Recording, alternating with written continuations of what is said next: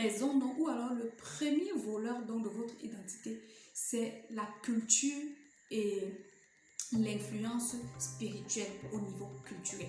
Ça se passe comment? Il y a beaucoup d'entre vous, par exemple, et je parle ici peut-être à quelqu'un qui se dit que ah, c'est sûr, je suis multipotentiel parce que tu te sens instable, parce que tu passes du coq à l'âne, parce que voilà, tu ne te concentres pas sur un sujet facilement, ou peut-être tu es intéressé par beaucoup de domaines.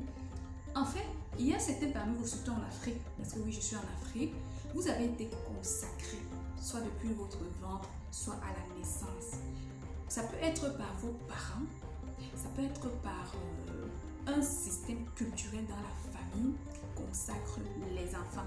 Est-ce qu'on se comprend? Donc, lorsque vous avez donc été consacré peut-être depuis le ventre, je suppose si je suis face à un enfant, peut-être qu'il n'a pas tous ses parents, qui a perdu ses parents, et pourtant cet enfant a été consacré depuis le ventre. Et la consécration ici, généralement, c'est pas forcément de Dieu. Oui, parce qu'il y a d'autres parents qui consacrent les enfants à Dieu. Ça peut être une consécration spirituelle aux esprits mauvais. Je suis multipotentiel, ça c'est sûr. Non, je ne crois pas. Je ne suis pas multipotentiel. Je dirais que tout le monde n'est pas multipotentiel. C'est vrai. Mais il y a des facteurs, n'est-ce pas, qui peuvent influencer sur votre identité de multipotentiel.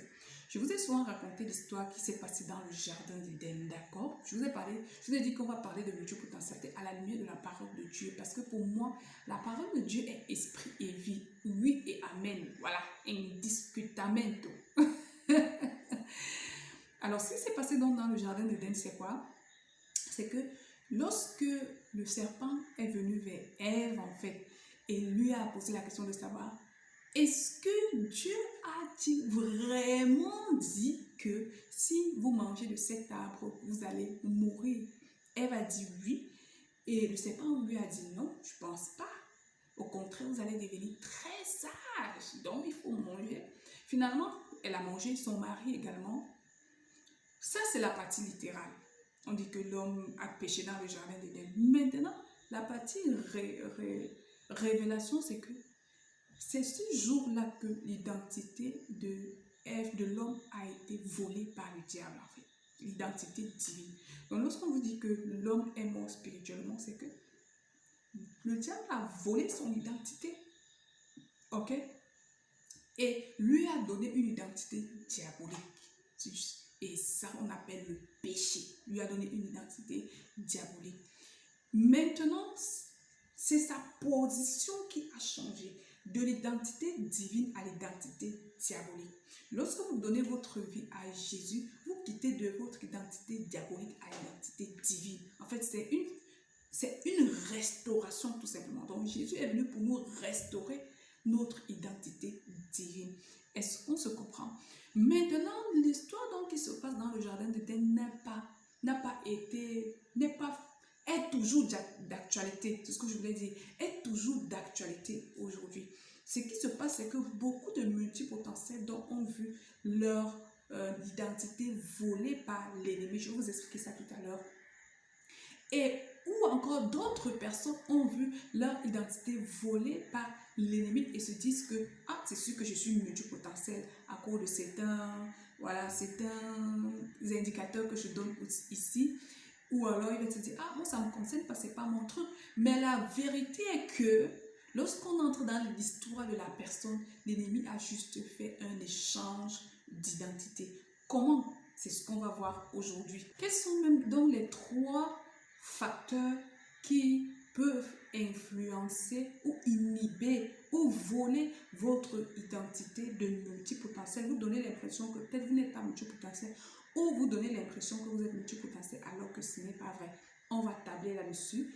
Pour des personnes qui ne me connaissent pas, je suis Edith Nougat, je suis business coach, thérapeute et mentor des multipotentiels.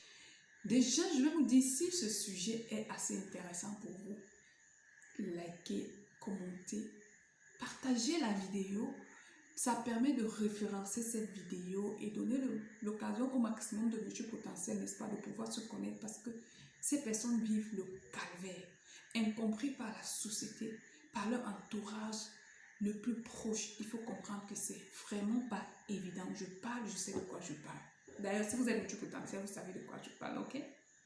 Donc, la première raison, donc, ou alors le premier voleur donc, de votre identité, c'est la culture et l'influence spirituelle au niveau culturel.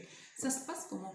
Il y a beaucoup d'entre vous, par exemple, et je parle ici peut-être à quelqu'un qui se dit que ah, c'est sûr, je suis multipotentiel parce que tu te sens instable, parce que tu passes du coq à l'âne, parce que voilà, tu ne te concentres pas sur un sujet facilement, ou peut-être tu es intéressé par beaucoup de domaines.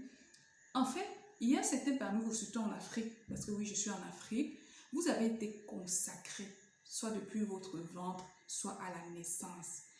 Ça peut être par vos parents, ça peut être par un système culturel dans la famille qui consacre les enfants. Est-ce qu'on se comprend? Donc, lorsque vous avez donc été consacré peut-être depuis le ventre, je suppose si je suis face à un enfant, peut-être qu'il n'a pas tous ses parents, qui a perdu ses parents, et pourtant cet enfant a été consacré depuis le ventre. Et la consécration ici, généralement, ce n'est pas forcément de Dieu. Oui, parce qu'il y a d'autres parents qui consacrent leurs enfants à Dieu. Ça peut être une consécration spirituelle aux esprits mauvais. Et quand vous grandissez donc, vous voilà dans la vie active, vous voulez évoluer, peut-être vous avez même voyagé, vous êtes en train de faire vos choses aujourd'hui. Mais chaque fois que vous commencez une chose, ça bloque à un niveau, vous arrêtez, vous allez commencer un autre. Donc, vous êtes tellement instable, parce que quoi? Il y a une dimension spirituelle qui vous réclame chez vous. Et lorsqu'on va parler de multipotentiel, on dit que c'est des personnes qui ne sont pas consacrées dans un domaine, c'est des personnes touche à tout, c'est des personnes hypersensibles et autres, parce que parfois vous vivez même certains événements spirituels, mais que vous ne pouvez pas expliquer, parce qu'on ne vous a pas enseigné ça. Peut-être vous avez grandi chez les Blancs, on vous a consacré, vous avez grandi en Europe, et peut-être vous avez grandi en Afrique, mais dans un contexte qui ne prend pas trop en compte la culture.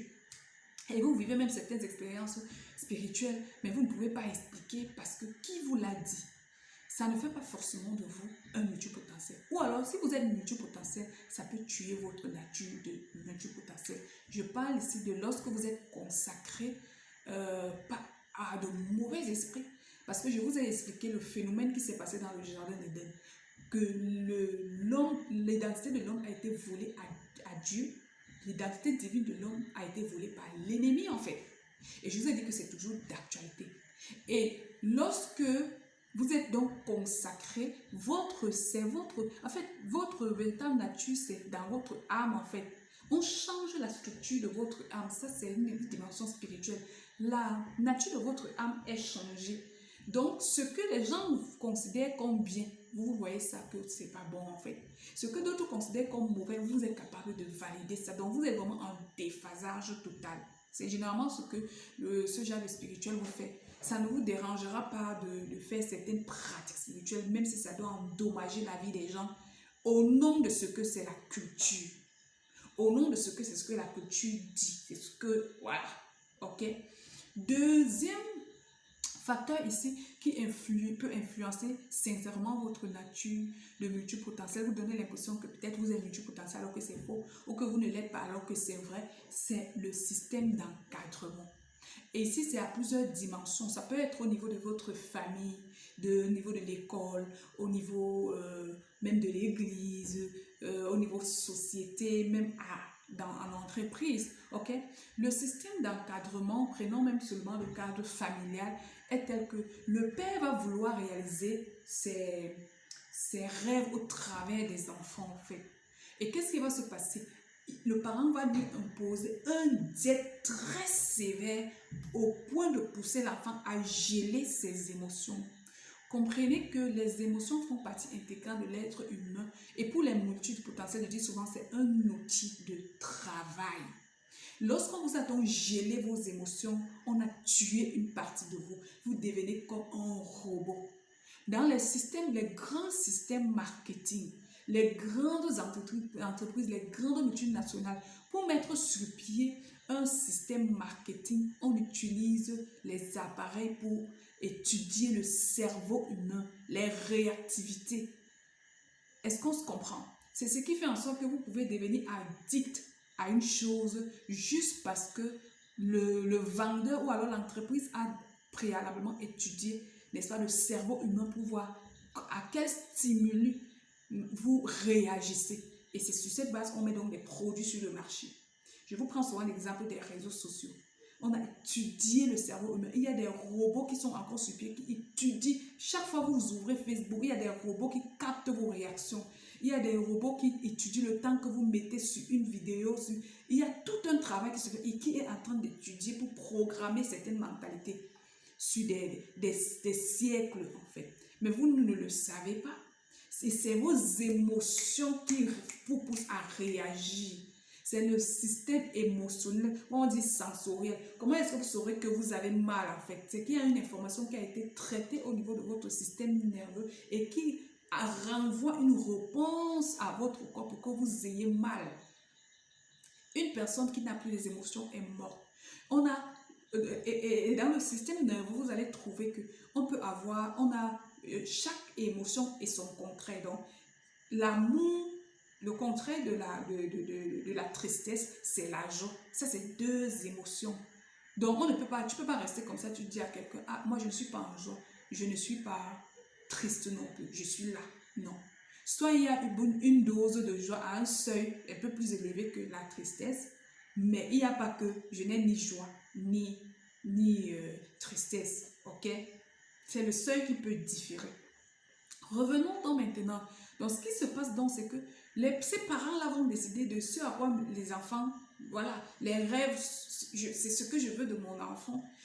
Et il y en a quand même qui sont un tout petit peu flexibles en leur imposant un système éducatif jusqu'à un niveau et ils vont laisser les enfants faire. Mais d'autres, peut-être qu'ils vont bâtir des entreprises, ils décident que mon enfant sera tel. C'est-à-dire, et le parent formate l'enfant jusqu'à obtenir ce qu'il veut. Et c'est comme ça qu'ils vont fabriquer des pervers narcissiques, des sociopathes, des psychopathes en fait. Ok? Nous avons un troisième élément ici qui corrompt la nature des multipotentiels, c'est bel et bien les blessures émotionnelles. Et ça commence toujours depuis l'enfance. Vous allez voir certains enfants qui ont été violés, surtout les abus sexuels. Et l'abus sexuel, c'est une des blessures qui part carrément shifter la nature, l'identité d'un être humain. Ça veut dire que ça change même sa perception des choses totalement, carrément. Ce qui concerne les abus sexuels, je pense que je vais revenir avec une vidéo là-dessus, avec beaucoup plus de précision. Je n'ai pas encore assez d'éléments, mais je viens ici avec une vidéo avec beaucoup de précision pour vous montrer comment est-ce qu'un abus sexuel peut changer l'identité de quelqu'un, en fait, ok? Et cette personne va commencer à être instable dans tout ce qu'elle fait. Problème de concentration, elle sera à gauche, à droite, devant, derrière, sans pouvoir décoller pour de vrai. Et lorsqu'on va peut-être parler des multipotentiels sans entrer en profondeur, elle aura l'impression qu'elle est multipotentielle alors que ce n'est pas le cas. Ou alors lorsqu'on va parler des multipotentiels alors que c'est vrai, dans le cas, en fonction des conséquences qu'elle a eues pendant l'abus, en fait, il peut s'avérer qu'on a gelé une partie de son identité. Et à cause de ce changement de perception de la vie, elle ne va pas se reconnaître en tant que multipotentiel. C'est quoi la base? Le minimum que je conseille vraiment à un multipotentiel, c'est d'abord de guérir de ses blessures émotionnelles pour enlever le premier masque, pour se voir sous son nouveau jour de qui il est en fait. C'est aussi la raison pour laquelle on a créé le programme PML, potentiel mission de vie leadership, qui va accompagner vraiment le maximum de multipotentiels à découvrir leur potentiel, leur mission de vie et aussi leur leadership. Je tiens à rappeler que ce n'est pas un programme qui va aider à la guérison intérieure. Si vous voulez vraiment vous faire accompagner sur la guérison intérieure, on a un programme